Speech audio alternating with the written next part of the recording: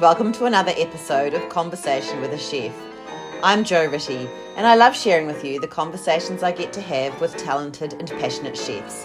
It's the backstory, if you will, to the food they're putting up.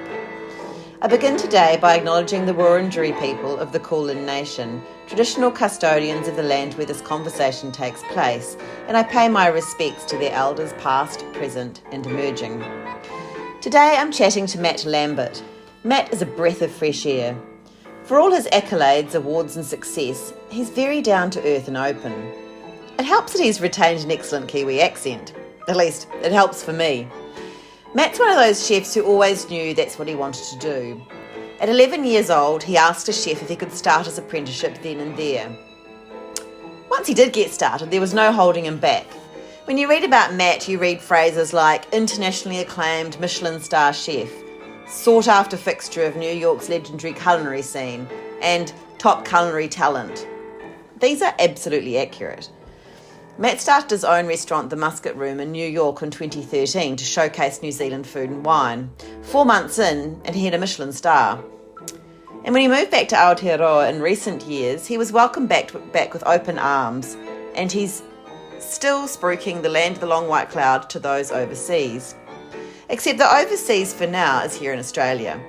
Matt's based in Auckland, but he oversees the Gunn Lodge Bar group, which fuses good food and hospitality with their top Kiwi clothing brand. There's a venue in Auckland, one in Queenstown, a smaller bar iteration in Chadstone and Melbourne, and this month Matt is in Brisbane to launch the global flagship, the Lodge Bar and Dining in the James Street precinct. Now, Matt said he would cook for me one day wherever I am, and I am absolutely trying to manifest that one. I love this chat, and I know you will too.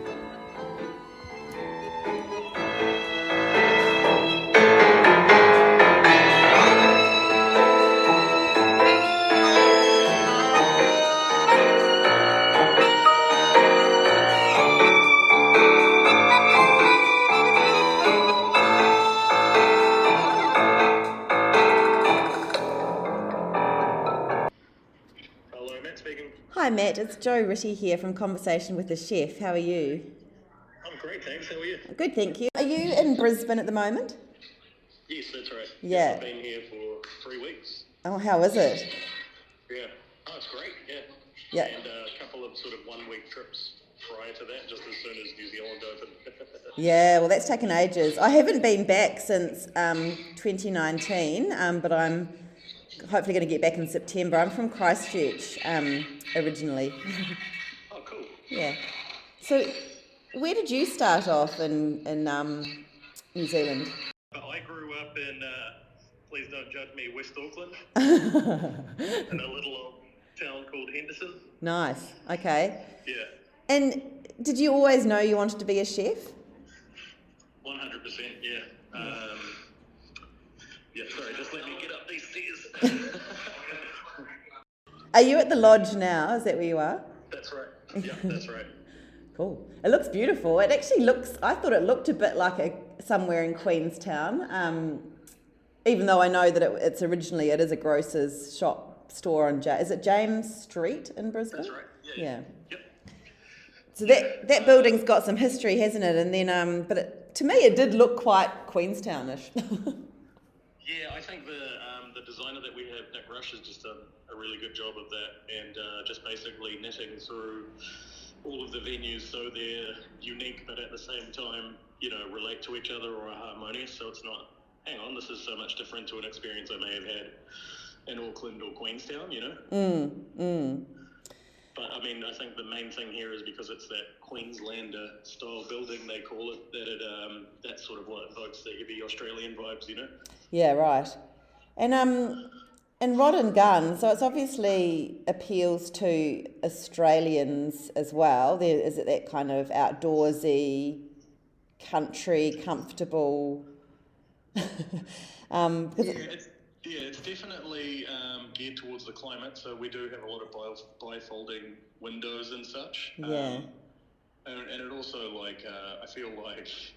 And from an outsider perspective, the James Street seems like a bit of a microclimate, where it's a little bit different to other parts of the city or even Fortitude Valley that it's in. Okay, yeah.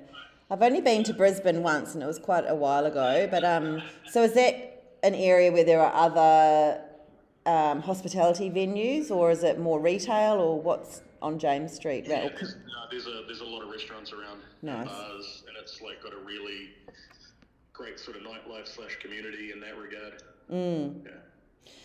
So just getting back to you and sort of paving the way for how you got to where you are now. So you were saying that you always knew you wanted to be a chef. When can you remember when that started, or was it? I guess my earliest food memories are sort of shucking peas outside with my mother, or fetching strawberries or blackberries to make jam and preserving it. So I have a lot of good time memories like that, and then also just a lot of baking with my mother and my grandmother, and that just kind of, it was, especially if you're a kid, you enjoy things that you can reap the benefits of, and, at the end of a cookie or a cake or something like that, you're always pretty happy. Absolutely. I think that kind of deep-rooted the original passion. Yeah. And then I deviated heavily from cookies and cake. So you did an apprenticeship in New Zealand? Yeah, that's right, in Henderson. Okay. At a restaurant that's gone now that was called Michael's Restaurant. So I went to him when I was 11 to try and get an apprenticeship, and he told me to come back when I was old enough to work, because obviously you can't do that. Are you for real? 11? So that's pretty brave. What was, especially if you're 14. Especially if you're 14, that's right. So were you, this is after school or what? Yeah, weekends predominantly, Friday, Saturday nights. Yeah, wow. So you're giving up your free time as a teenager to wash dishes, which is pretty dedicated. What was it about the kitchen that made you think, yep, I'm right, this is absolutely what I want to do? I've always had a keen sense of urgency, is like one of the things I actually like about the kitchen. So I wanted to get qualified and be a chef before my mates finished school, kind of scenario. You know what I mean? Yeah. That was basically the main reason. And I knew I wanted to do it, so I was like, why fuck around? May as well just do it now, Yeah. So what sort of time frame are we what sort of era are we talking? 1995, I would have started washing dishes, and then 1997 is when I would have started working full-time as a chef. Because I think food's changed a lot in New Zealand over the last 20 to 30 years. I was in France in 1993, 94, and I just remember thinking, we don't have any of this stuff at home. And it would have been well different, yeah. But so you've obviously really noticed a big change in the industry, but what sorts of things were you cooking in the 90s when you were learning? It was very like meat and potatoes, I remember, there's a couple of dishes that really still sing out to me, and I think about I'd love to eat is Gary, the guy who owned the place, made a really, really, really mean pate that was filled with animal fat, sort of the traditional way, and that was just, insanely delicious. I remember that, and when you're a kid, you haven't seen any of these techniques, so it kind of blows your mind, Yeah. And he had a pasta on the menu there as well, which was really good, but it was just service comes at you fast. Yes. You're a kid trying to learn. It was just everything, you know what I mean? It's a lot. I liked ice cream too, so that was good. Got to eat some ice cream. Yeah.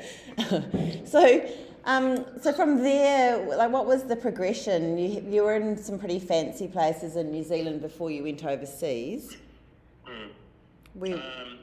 So a family member passed away, and I moved down to Wellington. Okay. And I worked around a couple of places down there. Had a little venture going, and realised that I didn't really know enough, because I had a goal at that time. Like I said, the whole speed seemed to be a big element to my planning, where I wanted to have a restaurant by the time I was 21. Actually, I wanted to have the restaurant that I was doing the thing at, but I moved to Wellington. And then basically, you can imagine an blind ambition would have been the one that went with that. And then I just learned, I know so little. So I moved back to Auckland to work at some of the better restaurants. There was a restaurant there called Red that was really good. I got my foot in the door there. And then while I was working there, I met Michael Meredith because he was next door at Binny's. This must be like 2000, 2001. And when he left to open the Grove, I went with him to do that. Wow.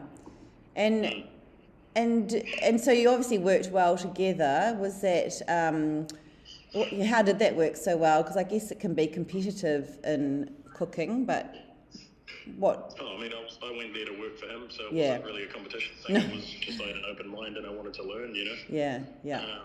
And I just had the mentality at the time. He was in every magazine every month, so let's go work for this guy and, learn as much as we can. Yeah.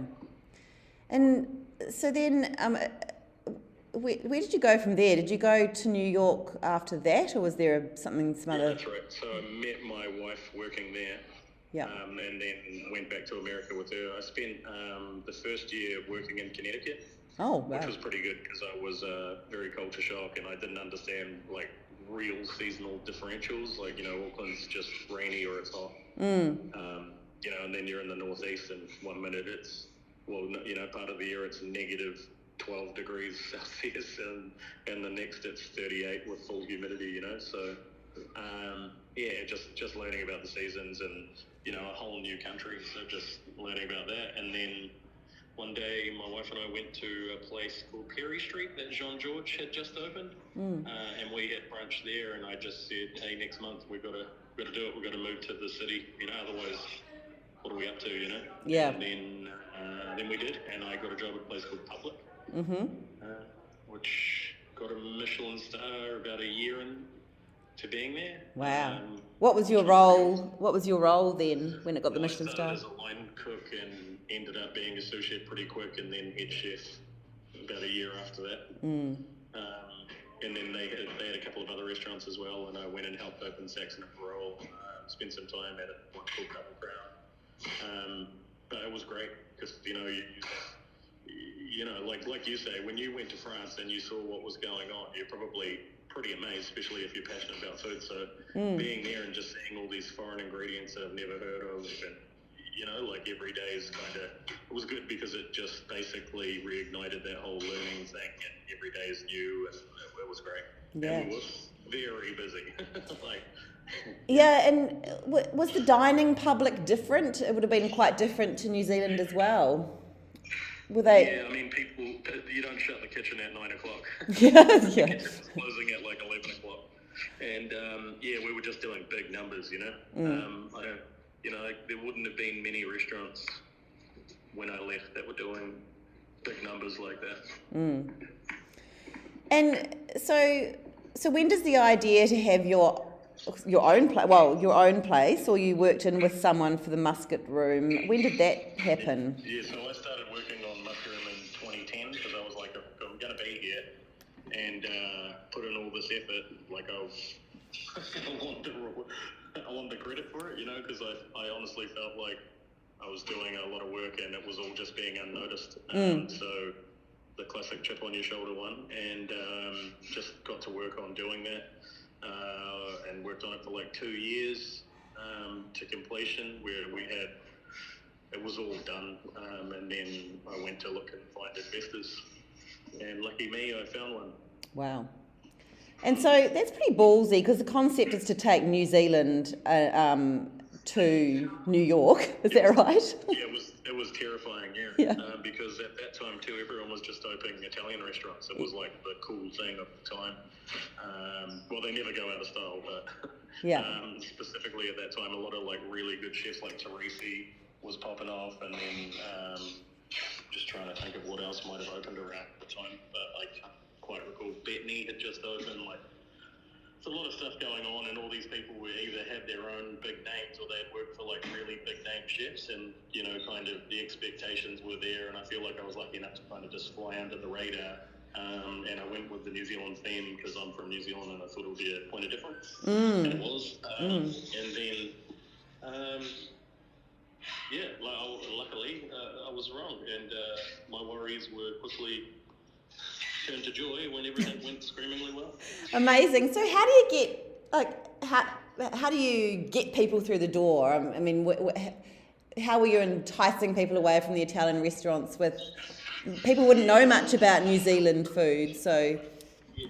Cool community, like cool area, no leaders, a lot of foot traffic, so, people will just stumble across it. That was important. We did have a small amount of PR, but like when we opened, we were really slow. Like I remember the first couple of weeks, there was a couple of Sundays where I'd just be standing there going like, maybe I was with you, like maybe I am right, and nobody wants this. Oh no, and it was a little bit terrifying. But like really early on, we got approached by a PR for Michelin because they wanted interior shots, and we'd only been open for like 3 or 4 weeks. So at least I knew that we were kind of on their radar. And nice. That was a good push. And we did get I think the Daily News reviewed us and we got 5 out of 5 and that. I remember refreshing that a couple times thinking it was an error, but it was right. And then 3 months in, 4 months in, we got the Michelin star, and that's when everything just really picked up, because if you think of the international travel into that city, particularly from Europe, it's very helpful, That is wild. After 3 or 4 months getting a Michelin star, that's it's very impressive. What was on that first menu? The format was much different. I had some cool things, like I had a foie bonbon, venison with flavors of gin, which stayed around for a long time. It ended up being like a bit of a hallmark dish, and a quail dish as well with red sauce, and changed seasonally, but like cherries and berries and things like this. That was one of my favorite dishes that I've ever cooked. And just a lot of stuff. And because we had the a la carte menu, and then we also had 2 tasting menus. My goal was I wanted to always have enough because I want everyone to eat there, but I like to cook in that tasting menu format, so I was trying to create a situation where I felt comfortable cooking like that, because it's pretty hard to come out of nowhere and just expect people to just show up and have what you've cooked, you know what I mean? And I kind of wrestle with that also, because it's not super hospitable. Well, it is really good, right? And I do love it. It's just, it kind of takes out that hospitality thing where it's more about the food than the company or something, you know what I mean? Yes. So just as I've gotten a bit older, it's... That's interesting. Yeah, that's... Although I do love it, though. I love it a lot. Yeah. I just like abdicating all responsibility for choosing things. I like giving that to the chef. Just tell me what to eat. Yeah, well, it's also cool because you can really create the flow, like the ups and downs, the peaks in flavour, and then, things interluding into other things, and it's like a real experience. So while it's less hospitable, it's so much effort goes into it, and you never finish kind of refining it, and I do like that element a lot. I just finished reading David Chang's memoir about Eat a Peach, about starting up Momofuku, and he talks about how chefs have to be like lobsters, in that you're constantly shedding your skin, being vulnerable, and then toughening up again. Do you think that's a good analogy. Yeah. Because it sounds to me like you're that similar, that's your ideal, is to keep learning and changing up and having new challenges. It's, it's an interesting idea. Well, because ultimately you're there to make people happy, you know what I mean? So if you're happiest when people aren't happy, it's not going to work out good. No. So you have to be receptive. Like, sometimes people may make comments about food that may be entirely wrong, and you're entitled to that opinion, but a lot of the times you've got to take the feedback on board and, just give people what they want, because ultimately without people wanting things, you're not there cooking, Yeah, absolutely. And so am I right in saying that Cameron Douglas was with you there as well? At Musket Room? Is that what I'm reading, that the sommelier you've got at the lodge, was he also in New York? He was based in New Zealand, but he was writing the wine list for us. Oh, I see. Yeah. Yeah, I'd approached him because of his stature, and I knew about him in Auckland. He was working at Penny's with Michael Merritt. So okay. I met him from there. Wow, that goes way back. And then, when Lodge Bar was coming together, it was kind of a no-brainer to just pick someone of that caliber, which, ultimately is someone else's call, but I suggested it. You know what I mean? Yeah. So how long were you over at, so what's happened to Musket Room now? What do I want to divulge? I'm not there anymore. No. Okay. Yeah. So that's Yeah. well, that's an answer. And how did you get involved with the Lodge Bar group and Rod and Gunn? So before, because like I was saying, I spent so much time planning on opening the Musket Room. Late in the game, I grew up wearing Rod and Gunn clothing, and I'd go to the Galleria down there in Auckland, and I had emailed maybe info or something to say, hey, my name's Matt, I'm from New Zealand, I'm opening a restaurant called the Musket Room, and it'd be really great if you could do the uniforms. I think there's some synergy there with Rod and Gunn and the place being called the Musket Room. Also, I'm trying to champion New Zealand, and Rod and Gunn champion New Zealand, so it was really good synergy from my thought process pre-opening, and then I was just lucky enough that Mike and the team agreed. That's brilliant. Wow. Okay. So so you really, all of this goes way back, and I do love that whole idea of synergy, that everything's a bit sort of woven in together. That's great. Well, that's a good line, isn't it? Because woven in clothes. Oh, it is. We're on fire. We're on fire, Matt. I'd gone down to New Zealand one time for a holiday, and I was in Queenstown, and Mike flew down, and he had the store where the Queenstown Lodge Bar is, and he's saying, hey, so I'm thinking I might do a bar here, what do you think? And I was like, I think it's an amazing spot, and then he made it happen, and I was happy to be a part of it. So I was consulting from the States, and then COVID and a couple other things, and I felt like it would be a really great opportunity to move my family, because my boys are 10 and 5, so they can grow up in New Zealand and have that kind of experience, and just grow with the brand and see what becomes of this journey, because just the level up each time is very impressive, and I enjoy the challenge. It just circles back to that sort of keeping enthused and all the rest of it. I'm also very lucky here, where my sous chef from the Musket Room for 6 years, James, is the head chef. Oh, I see. He was in Sydney, and he moved up here to help, so there's no one in the world that I trust more than Jimbo, so I'm pretty happy that we have an incredible team. Obviously everyone else on the team is talented as well, but I have someone that I really, really trust here all the time, and it was super great. And do you know what? Speaking of synergy and everything, it just really feels like everything's fallen into place. But I know that you've got to actually be really good and work really hard for things to fall into place, and and have good relationships, and be a nice person and a good person to work with and for. So it's not all luck. But I also have this idea that that there was that story like Water for Chocolate, where every time the woman made food, her emotions went into the food, and the people that ate them got that.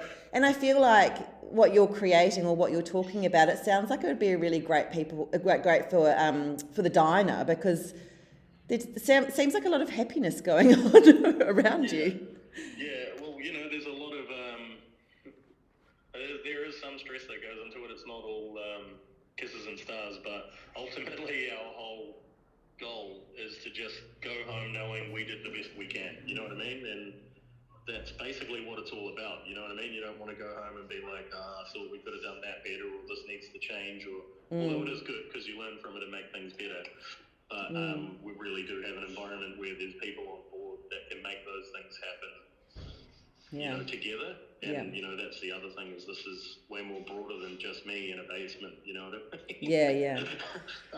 Which gets old after a little while, so it's just really cool to be part of such a large talented team, from not just chefs or pastry chefs or Cam to the managers and the new servers, and some really great kids in the kitchen, happy to be part of their career and see what they do. So that's really important to me now, being a little bit older. And then also, because it's so large, we get to work with Nick, who designs everything and does a fucking amazing job. And then, our marketing team is insane, so I get to work with our in-house photographer, who's become a really great friend and has produced some of the best pictures of my food I've ever seen. I've been lucky to work with some of the best photographers in the world in that regard, So, yeah, it's really awesome to be a cog in this machine, so to speak, Brilliant. And so what will people eat when they go to James Street? Good question. No, we have a pretty extensive menu. So we have an a la carte menu that has appetizers, and mains and sides, but we also have a shells menu that's kind of all encompassing of crustaceans and obviously oysters and a couple of eggs, because I thought that would be funny. I like to have a little bit of humour in there, lighten the mood. Nice.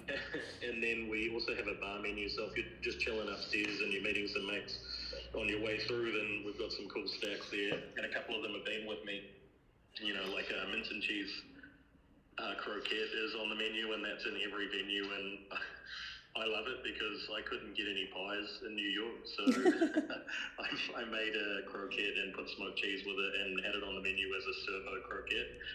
And, we had to explain that, but that's part of the humorous stuff. But then also, we're learning, I'm learning all of these amazing products from here. And that's, that will take time, but there's already some things that shine, obviously the prawns are fucking incredible, and I didn't realize that I'd only had average prawns until I got here. The coral trout's outstanding, the bar cod's outstanding. Most of the, I would say all of the varieties of oysters I've tried have been really great. And it is great that there is a wide variety. It's not so ideal that there were recently floods, but more so for the purveyor than myself. And then, what else? I mean, cuttlefish here is really great. We're getting, fresh squid that's just come out of the ocean. That's incredible. The beef here is outstanding. So just a celebration of good stuff. It sounds like it. You sound excited talking about it. I love that. I love it hearing people talk about food. There will be caviar. Oh, brilliant. So now you're executive chef and you're overseeing places. Where are you based? In Auckland. Right. But you have to oversee. So there's one in Melbourne as well. That's a smaller bar. Yeah, that's right. That's a smaller. It's more of a bar focus, that one. In Chadstone. It has some Chadwick, but the same amount of love goes into literally everything we do. So it has more of a focus at that place on cheese, and then also cheese toasties, because we had to think of a smart way to utilize the space and deliver something to the standard that we like. And then this is the other part, is we're here to make people happy, so you can eat a grilled cheese and be as happy as you could be if you had a caviar tart, you know what I mean, if it's done well. So that's pretty special. But it was limiting in the COVID times in New Zealand, not being able to get out, but I'm able to get across Queenstown a lot. And then I'm at Auckland a lot, and then I've been over here for 3 weeks, and I'll be here for probably another, to make sure that everything's sweet, and then I'll just come back very frequently. Is that easy? I feel like you'd have to give up some control. Obviously you trust James, so that's amazing. Well, that does make it easier, but it's not easy, no. No, it's a different step, isn't it? I often think it's a big step up from sous chef to head chef, with you'd suddenly have to be a lot more into food costs and talking to media and all that stuff. But then executive chef's a whole other ball game. But that's the progression, isn't it? So I don't want to stunt my growth, but I do. I do get across everything and spend most services in the kitchen wherever I am, because that's what I like to do. Yeah. And just to finish, Matt, what would be your advice for young people thinking of becoming chefs? What would you tell them? It's always a good question, isn't it? I don't know. Take your time. Don't rush. It sounds weird after I just said, the sense of urgency is a good big thing. But, just really, make decisions based on where you want to get to. So, it's hard when you're young to decipher where you want to end up within cuisine, because it's a pretty massive book, But, sometimes you find it by accident, via travel or whatever, but just figure out what you think you want to do, and then just take the steps methodically to get there. Go work for good chefs in great environments, you know what I mean, where you can use good equipment and a respectful area, you know what I mean, and take your time and do it right, because if you don't have time to do it once, when do you have time to do it again? Yeah. That's good advice.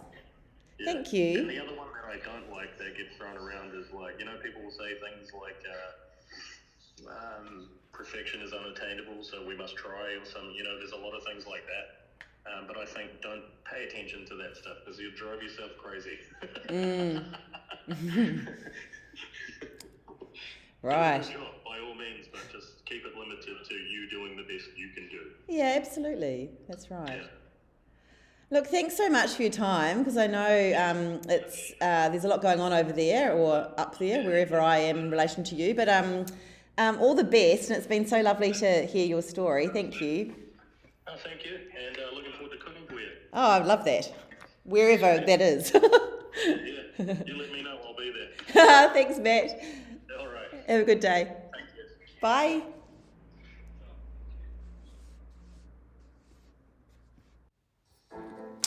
Thank you so much for listening to this episode of Conversation with a Chef with Matt Lambert. If you want to experience all the greatness for yourself, which of course you do, you can check out the Lodge Bar and Dining on Instagram at the Lodge Bar ANZ and see all the beautiful food and ambiance and a great photo of Matt with some crayfish buddies. As for me, I'm also on Instagram at Conversation with a Chef, and if you want to read the chat, you can head to www.conversationwithachef.com. I'd absolutely love it if you told a friend about my chats, and of course you can follow me on Apple and Spotify podcasts. Once again, thanks for listening and have a great day.